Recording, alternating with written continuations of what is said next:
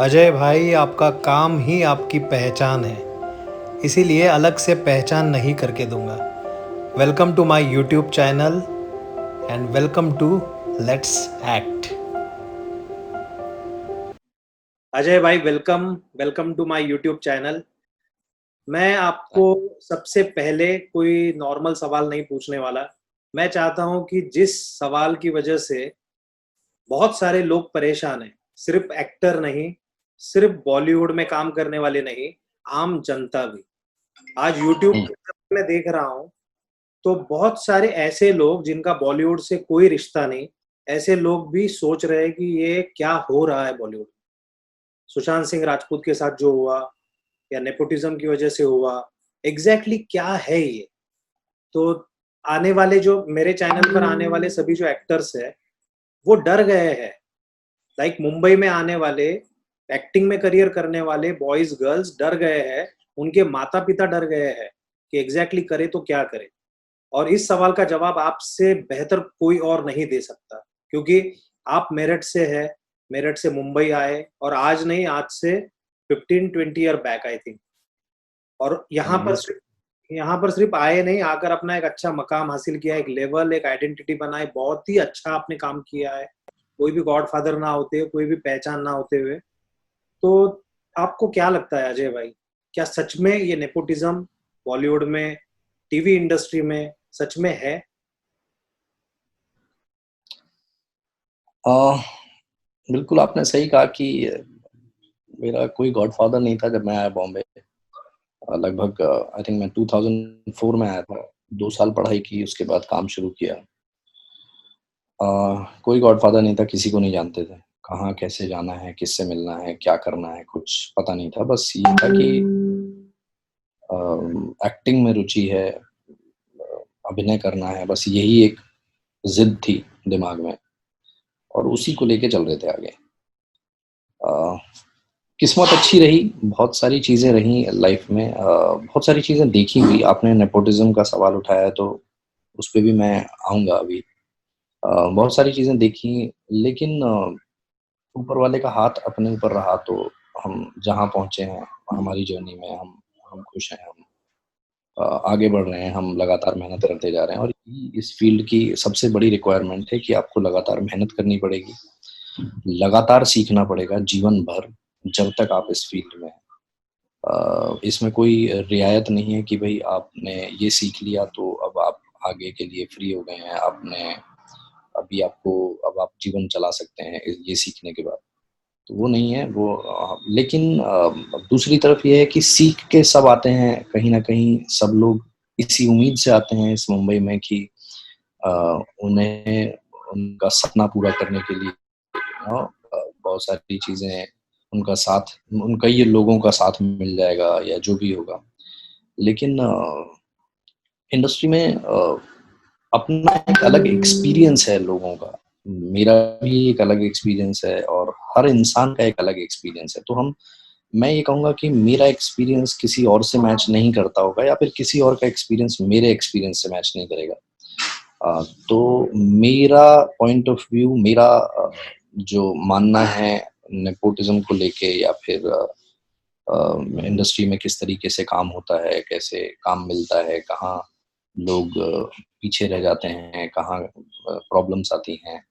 तो ये सब मुद्दों पे मेरा एक एक्सपीरियंस अलग है जो मैं आप सबसे शेयर करना चाहता हूँ। वो ये है कि सी मैंने कई सारी चीजें होती हुई देखी। टीवी में ज्यादा काम किया है तो मैं टीवी से ही शुरू करूंगा। सो मेरा एक्सपीरियंस यहाँ पे अलग है। मैं वही शेयर करूंगा। वो ये है कि जी हाँ, बिल्कुल नेपोटिज्म भी है, और लोग कहीं ना कहीं जो हमने टीवी इंडस्ट्री में देखा वो सबसे ज्यादा नेपोटिज्म से ज्यादा हमने ये देखा कि फेवरेटिज्म बहुत है यहाँ पे। प्रोड्यूसर्स के कोई कुछ एक्टर्स फेवरेट होते हैं, और चैनल के कुछ एक्टर्स फेवरेट होते हैं। अब वो चाहे फिर उस कैरेक्टर में जा रहे हों या ना जा रहे हों, उनकी शक्ल उस किरदार से मिलती हो या ना मिलती हो, वो मैटर नहीं करता है। सो वो थोड़ा सा अजीब लगता था हमें। लेकिन अब हमारी जर्नी अलग थी। हमको भी जब मुझे पहली बार काम मिला था तो मुझे आपकी किस्मत बोलेंगे कि मैं उस जगह तक पहुँच गया था डायरेक्ट, और मुझे उन्होंने पसंद कर लिया था। मतलब टिग्मांशु धूलिया ने, मैंने पहला एक सीरियल किया था, उसमें छोटा ही रोल था। तो मैं उनसे मिलने पहुँच गया और बड़ी किस्मत से पहुँच गया था। मैं टिग्मांशु धूलिया को जानता भी नहीं था कि कौन है, और मैं ऐसे ही इनोसेंट था, मुझे पता नहीं था कि ये डायरेक्टर हैं, ये हैं। और मैंने उनसे डायरेक्ट काम माँग लिया था। मैंने कहा सर मुझे काम की ज़रूरत है और मुझे काम चाहिए, आप मुझे काम दो। तो उन्होंने क्या देखा, क्या नहीं देखा, और उन्होंने मुझे काम दिया। फिर उसके बाद उस काम को देख के दूसरा काम मिला, दूसरे काम को देख के तीसरा काम मिला। बट कई जगह मैंने ये चीज़ फेस की कि कुछ ऐसे किरदार भी थे जो जो मैं कर सकता था, लेकिन वो मुझे नहीं मिल पाए, और वहाँ ये सुनने में आया और ये समझ में आया कि भाई किसी का कोई फ़ेवरेट एक्टर था तो वो कास्ट हो चुका है। तो इस वजह से वो किरदार मुझे नहीं मिल पाएगा। लेकिन वही मैंने अपने आप को हमेशा से यही समझाया कि भाई इसको ही बोलते हैं आपकी तकदीर, आपकी जर्नी, तो इसमें परेशान होने की कोई ज़रूरत नहीं है। जो मेरे लिए लिखा है वो मेरे लिए ही मिलेगा। नेपोटिज़्म टेलीविज़न इंडस्ट्री में इसलिए मैं मैंने फेस नहीं किया, मैंने देखा नहीं है, क्योंकि नेपोटिज़्म वाली इंडस्ट्री नहीं है। यहाँ पे किसी एक्टर की, किसी डायरेक्टर की, किसी प्रोड्यूसर की बेटी या बेटा टेलीविज़न इंडस्ट्री में आते भी हैं तो उतना बड़ी न्यूज़ होती नहीं है, क्योंकि ये थोड़ी लेयर वाली इंडस्ट्री है। यहाँ पे आपको पहले एक कास्टिंग डायरेक्टर होता है, फिर उसके बाद प्रोड्यूसर होता है, फिर उसके बाद चैनल में कुछ लोग होते हैं जो आपकी कास्टिंग को डिसाइड करते हैं फाइनली। सो एक लेयर है यहाँ पे, मतलब मल्टी लेयर्ड कास्टिंग प्रोसेस है। जबकि फ़िल्म इंडस्ट्री में मोस्टली कोई ज़्यादा बड़ी लेयर नहीं होती, वहाँ पे प्रोड्यूसर ही डिसाइड करता है कि मुझे किसको लॉन्च करना है। वहाँ पे डायरेक्टर ही डिसाइड करता है कि मुझे अच्छा ठीक है, आप इस तरीके से रिलेशन में हैं तो आपको मैं लॉन्च कर देता हूँ, या जो भी उनकी आपस में बातचीत होती होंगी, या जो जो भी उनकी अंडरस्टैंडिंग होती होगी। हाँ, टीवी इंडस्ट्री में ये थोड़ा-सा अच्छा है कि भई यहाँ पे अलग-अलग व्यू हो सकते हैं, अलग-अलग लेयर पे कास्टिंग होती है, तो अलग-अलग व्यू हो सकते हैं लोगों के, तो इस वजह से नेपोटिज़्म थोड़ा कम है टेलीविज़न इंडस्ट्री में, थोड़ा नहीं काफ़ी कम है, बट फ़ेवरेटिज़्म बहुत है। यहाँ पे कई बार मैंने इस चीज़ को नोटिस किया है, और कई बार इस चीज़ से थोड़ा-सा परेशान भी हुआ हूँ, लेकिन अल्टीमेटली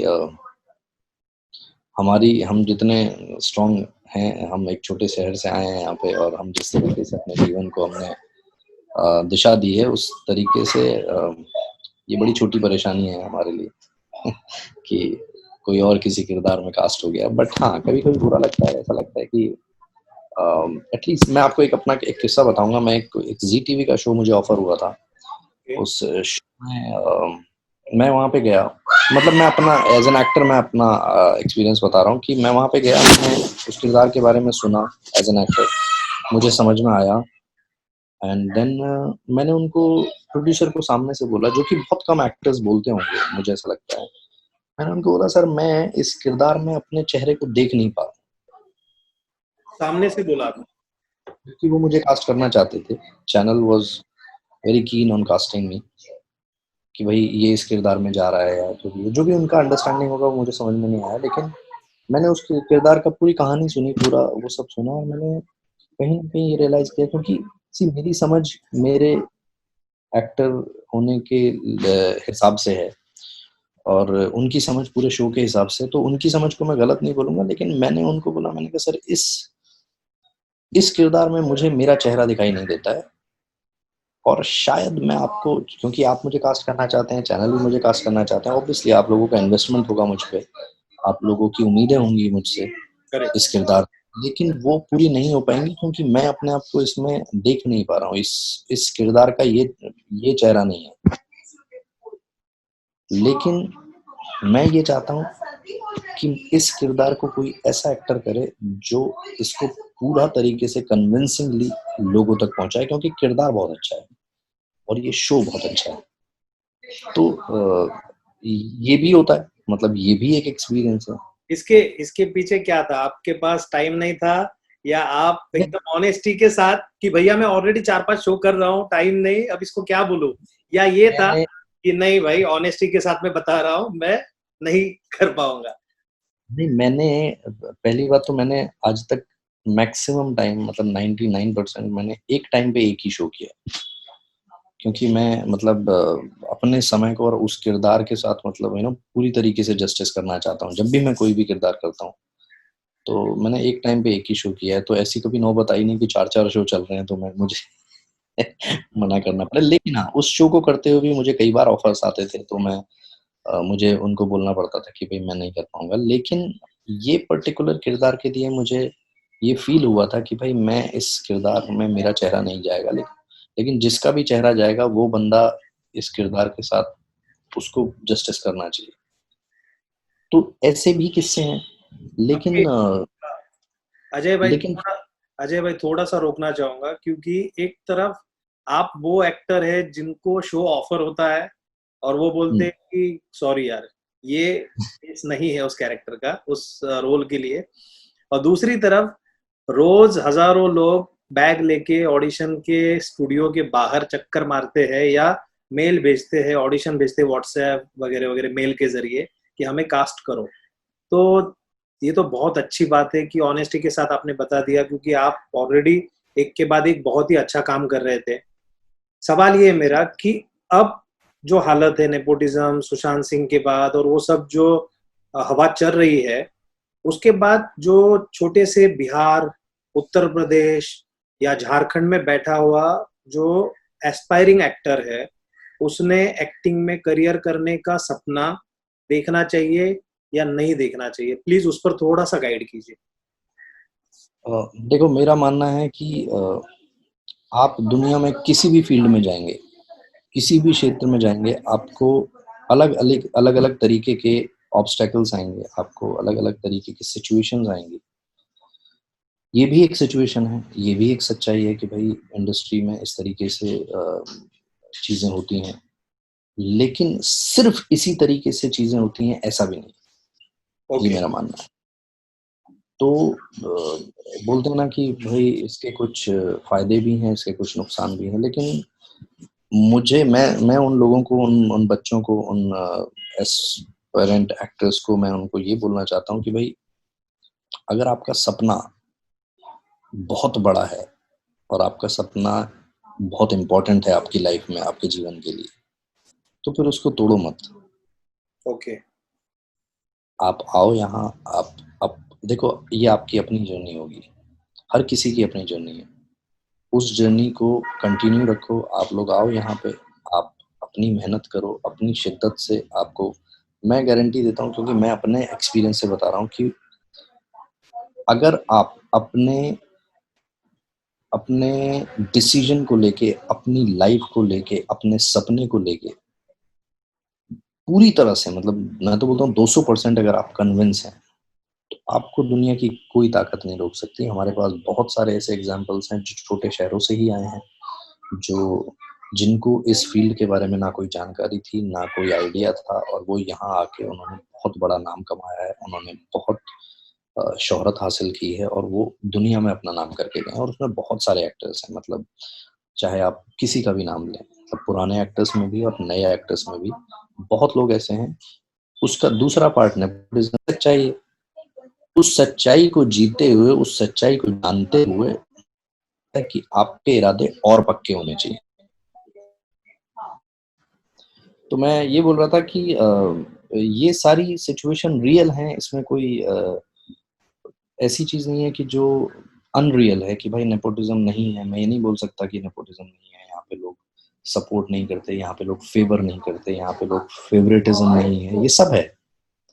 लेकिन ये सब ही तो हमको मज़बूत बनाता है। हम छोटे शहर से हैं, हम लोग यहाँ आए हैं, हमको यही तो ऑब्स्टैकल्स हैं जो हमको मज़बूत बनाते हैं। यही तो ऑब्स्टैकल्स हैं जो हमको अलग बनाते हैं।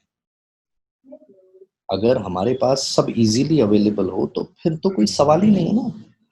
ना कोई सवाल ना जवाब, फिर तो सब चीज़ें आपके लिए रेडी हैं। लेकिन ये ऑब्स्टैकल्स के होते हुए और आप हिम्मत ना हारते हुए, हिम्मत आप तब नहीं हारोगे जब आपका सपना आप बहुत बड़ा होगा और आप उसको उससे बहुत मोहब्बत करते होगे। मैं अपने सपने से बहुत मोहब्बत करता हूँ, मैं अपने अभिनय से बहुत मोहब्बत करता हूँ कि मुझे मेरे जीवन का सिर्फ़ यही सार है कि मुझे जीवन भर अभिनय करना है, मुझे जीवन भर एक्टिंग करनी है, उसके अलावा और कुछ नहीं। अब मेरा दूसरा ये है कि बाकी का काम ईश्वर के हाथ में, उनको मेरी जर्नी में जो इंक्लूड करना है वो इंक्लूड करते जाएंगे।